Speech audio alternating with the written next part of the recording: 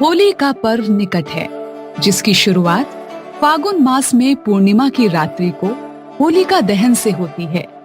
लेकिन क्या आपने कभी सोचा है कि होली यानी दुल्हनडी से एक रात पहले पूर्णिमा की रात्रि में ही होलिका दहन क्यों होता है?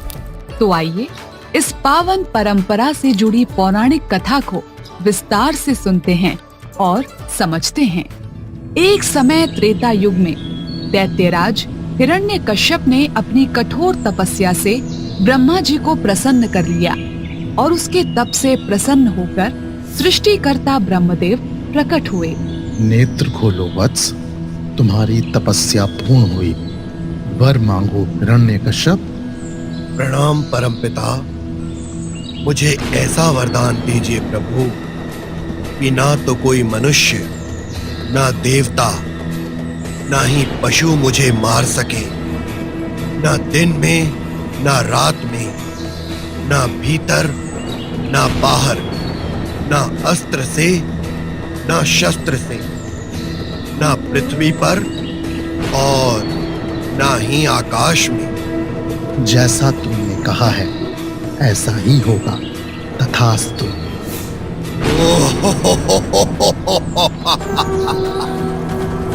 अर्थात मैं अमर हो गया। अब से मैं ही इस धरती पर सर्वशक्तिमान हूँ। अर्थात मैं ही स्वयं भगवान हूँ। वरदान मिलते ही वो अहंकार में चूर हो गया। वो स्वयं को भगवान ही समझने लगा। पर कहते हैं ना, अति का अंत जल्द ही होता है। हिरण्यकश्यप के अहंकार का दमन करने के लिए उसके घर जन्म हुआ एक तेजस्वी बालक प्रहलाद का। बचपन से ही उस बालक के मुख से हर पल एक ही नाम निकलता था, नारायण नारायण। ओम नमो भगवते वासुदेवाय, ओम नमो भगवते वासुदेवाय, ओम नमो भगवते वासुदेवाय। प्रहलाद, तू मेरे रहते किसी और को भगवान कैसे मान सकता है? अरे मूर्ख, क्या तू नहीं जानता कि इस पृथ्वी पर यदि कोई भगवान है तो स्वयं मैं हूँ, भगवान हिरण्यकश्यप। अरे मूर्ख, निर्लज्ज, तू मुझे प्रणाम कर। पिताजी, आप इस धरा के स्वामी कैसे हो सकते हैं? इस संसार के भगवान तो सिर्फ नारायण ही हैं। वो हर कण कण में है, मेरे भीतर भी और आपके भीतर भी। इसीलिए मैं आपके भीतर बैठे नारायण को भी प्रणाम करता हूँ। यहीं से आरंभ हुआ अहंकार और भक्ति का महासंघर्ष। हिरण्यकश्यप ने अपने पुत्र को बदलने के लिए हर क्रूर उपाय किए। सिपाहियों, पकड़ लो इसे और उबलते हुए तेल में डाल दो। ओम नमो भगवते वासुदेवाय, ओम नमो भगवते वासुदेवाय। तेल तो उबला, पर प्रहलाद सुरक्षित रहा। इस प्रयास में असफल होने के बाद हिरण्यकश्यप ने उसे एक ऊंचे पर्वत से गिरवा दिया। ओम नमो भगवते वासुदेवाय नमः, ओम नमो भगवते वासुदेवाय नमः। लाख प्रयास के बाद भी प्रहलाद का बाल तक बांका नहीं हुआ, क्योंकि अपने भक्त की रक्षा स्वयं भक्त वत्सल भगवान जो कर रहे थे। लेकिन हिरण्यकश्यप का अत्याचार जारी था।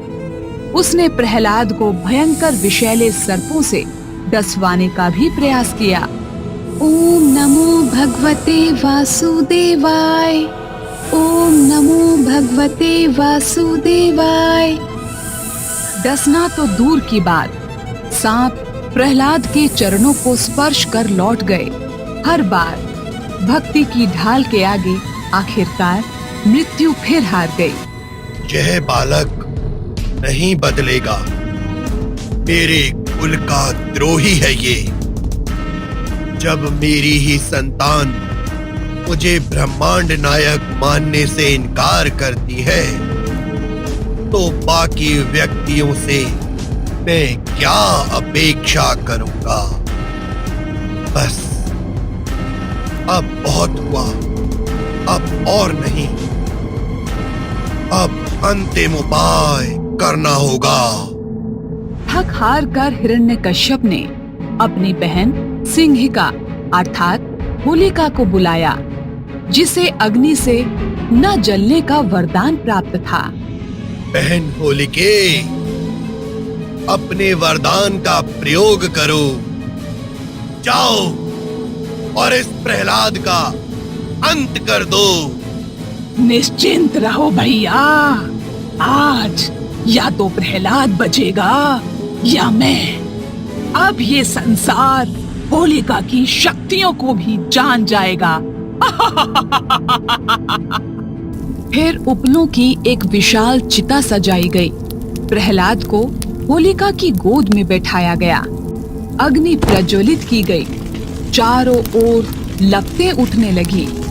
जहां होलिका को अपने वरदान पर घमंड था, वहीं प्रहलाद को अपने भगवान पर पूर्ण विश्वास। ओम नमो भगवते वासुदेवाय। ओम नमो भगवते वासुदेवाय। ओम नमो भगवते वासुदेवाय। समय बीतता गया तो धीरे धीरे अग्नि का प्रभाव भी बढ़ने लगा, किंतु हुआ उल्टा। जिस अग्नि को होलिका अपना रक्षा कवच समझ रही थी, वही अग्नि अब उसे जलाने लगी। ये क्या हो रहा है? ये कैसे संभव है? ये जलन तो मेरे प्राण ही ले लेगी।